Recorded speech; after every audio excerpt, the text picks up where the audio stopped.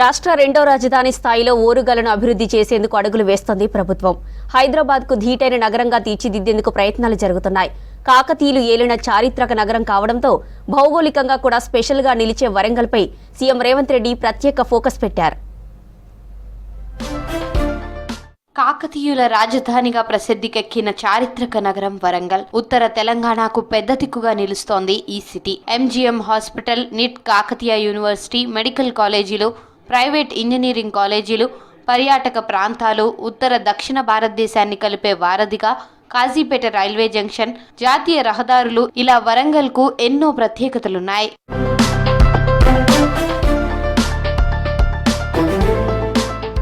రోజు రోజుకు వరంగల్ సిటీ విస్తరిస్తున్నా ఆ స్థాయిలో అభివృద్ధి జరగడం లేదంటున్నారు స్థానికులు. 50 ఏళ్ల నాటి మాస్టర్ ప్లాన్, 35 ఏళ్లుగా మామునూరు ఎయిర్పోర్ట్, దశాబ్దాలుగా అండర్ గ్రౌండ్ డ్రైనేజీ సిస్టమ్, పరిశ్రమల స్థాపన, ఇవన్నీ ప్రతి ఎన్నికల్లో ప్రచార అస్త్రాలుగా మారుతున్నాయే తప్ప నగర పురోగతి అనుకున్న స్థాయిలో జరగలేదనే విమర్శలు వస్తున్నాయి.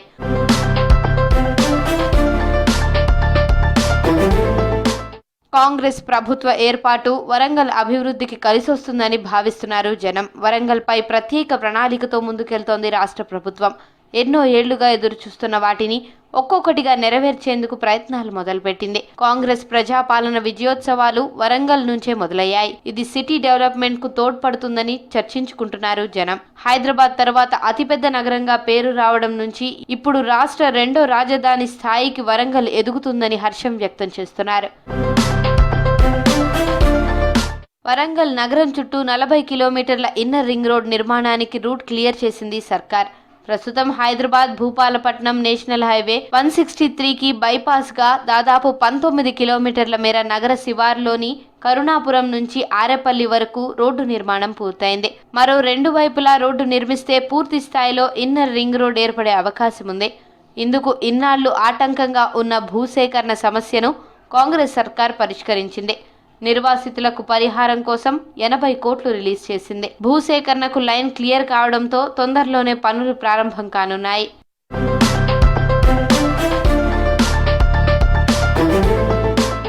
కాకతీయ మెగా టెక్స్టైల్ పార్కుకు పొంచి ఉన్న నాలా ముంపు సమస్య పరిష్కారానికి కూడా నిధులు మంజూరు చేసింది రేవంత్ సర్కార్.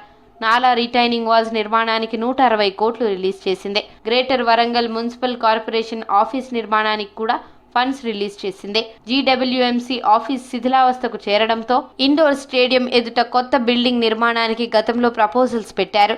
నిర్మాణ పనులకు 32 కోట్ల 5 లక్షలు కావాల్సి ఉండగా ఆ నిధులను కూడా కేటాయిస్తూ ఉత్తర్వులు ఇచ్చింది ప్రభుత్వం. నగరంలో ఇప్పటికే పలు అభివృద్ధి పనులు పూర్తయ్యాయి. ముఖ్యంగా 100 కోట్లతో వరంగల్ కరీంనగర్ హైవేపై ఉన్న నయీం నగర్ నాలా నిర్మాణం పూర్తి చేసింది ప్రభుత్వం. ఈ నాలాతో గతంలో 20 కాలనీలు ముంపునకు గురయ్యాయి. నాలా నిర్మాణంతో ఆ ప్రాంతం రూపురేఖలు మారిపోయాయి. బాలసముద్రంలో 95 కోట్లతో కాళోజీ కళాక్షేత్రం ప్రారంభమైంది. ఆ ఏరియా కూడా కొత్త కళను సంతరించుకుంది. వరంగల్ భద్రకాళి ఆలయం చుట్టూ మాడవీధుల నిర్మాణంతో పాటు భద్రకాళి చెరువు డెవలప్మెంట్ పనులు కూడా కొనసాగుతున్నాయి. ఎవరైనా ఈ అభివృద్ధిలో కాళ్ళ కట్టబెట్టాలి, మేము చేయలేదు కాబట్టి వీళ్ళు కూడా చెయ్యొద్దు అని కుట్రలు కుతంత్రాలు చేస్తే వాళ్ళు ఊచలు లెక్క పెట్టాల్సి వస్తుందని చెప్పి నేను ఈ వేదిక మీద నుంచి స్పష్టంగా చెప్పదలుచుకున్నా. కేసీఆర్ ఏమో ఆడబిడ్డలకు పెత్తనం వస్తే తాగుబోతోళ్ళు ఉండరు, తాగుబోతోళ్ళు లేకపోతే ఆయన సంఘాన్ని కోల్పోతా అని ఆయన అనుకుంటున్నాడు. ఎందుకంటే ఈ రాష్ట్రంలో తాగుబోతుల సంఘానికి ఏకగ్రీవ అధ్యక్షుడు ఎవడని ఉన్నాడా అంటే ఆయన కేసీఆర్.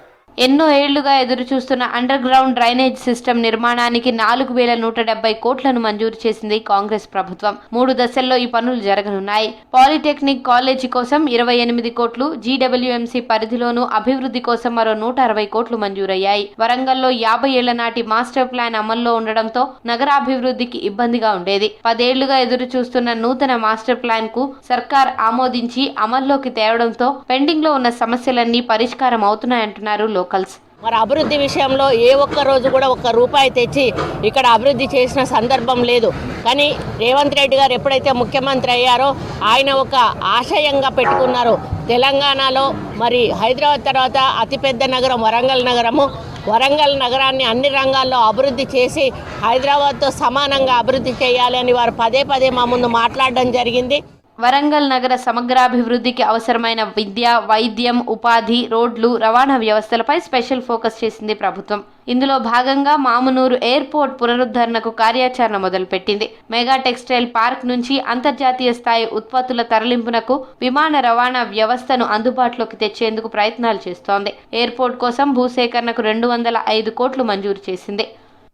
కొద్దిలో టెక్నికల్గా యాజ్ పర్ జిఎంఆర్ ఎయిర్పోర్ట్ చేసినప్పుడు ఎంఓఈలో ఉన్న అగ్రిమెంట్కు 5 కిలోమీటర్స్ డిస్టెన్స్ తక్కువ వాళ్ళని కన్విన్స్ చేసి ఈరోజు మామూలు ఎయిర్పోర్ట్ని గతంలో 150 కిలోమీటర్ల ఒప్పందాన్ని జిఎంఆర్ సంస్థ విరమించుకొని వారికి కూడా ధన్యవాదాలు తెలియజేసుకుంటూ చివరికి ఎన్ఓసి సాధించాం. వరంగల్లో ప్రతిదీ ఉంది. మనకి అటవీ శాఖ ఉంది, భూములు ఉన్నాయి, తర్వాత ఫారెస్ట్ ఉంది, హెరిటేజ్ సిటీ, మాన్యుమెంట్స్ ఉన్నాయి, ఆర్కియాలజికల్ ఇంపార్టెన్స్ ఉంది, లక్నవరం చెరువులు ఉన్నాయి, పాకాల, ఇట్లాంటి అన్నీ ఉన్నాయి. వీటన్నిటిని కనుక మనం టూరిస్టులను రప్పించుకోగలిగితే ఇది ఒక టూరిస్ట్ హబ్గా కూడా ఉంటుంది. నేనేం చెప్తా అంటే ప్రతిదీ ఇండస్ట్రీస్ రావడానికైనా ఏదైనా ట్రాన్స్పోర్ట్ అనేది చాలా ముఖ్యము. వాళ్ళ టైం మనం సేవ్ చేయగలిగినట్టయితే పెద్ద పెద్ద బిజినెస్ మ్యాగ్నెట్స్ కూడా ఇక్కడికి వచ్చి ఇండస్ట్రీస్ ఏర్పాటు చేసుకునే అవకాశం ఉంది. రెండో రాజధానిగా వరంగల్కు అవకాశం కల్పించి ఇక్కడ హైకోర్టు బెంచ్ ఏర్పాటు చేయాలంటున్నారు నగరవాసులు. 3 సార్లు జరిగే అసెంబ్లీ సెషన్స్ లో ఒకసారి వరంగల్లో నిర్వహించేలా చూడాలంటున్నారు. NIT, Kakatiya university, health university, ఎన్నో ప్రైవేట్ యూనివర్సిటీలు, ఇంజనీరింగ్ కాలేజీలకు నిలయంగా ఉంది వరంగల్. ఇక్కడ యువతకు అనుగుణంగా పారిశ్రామిక అభివృద్ధి జరగాలని కోరుతున్నారు జనం.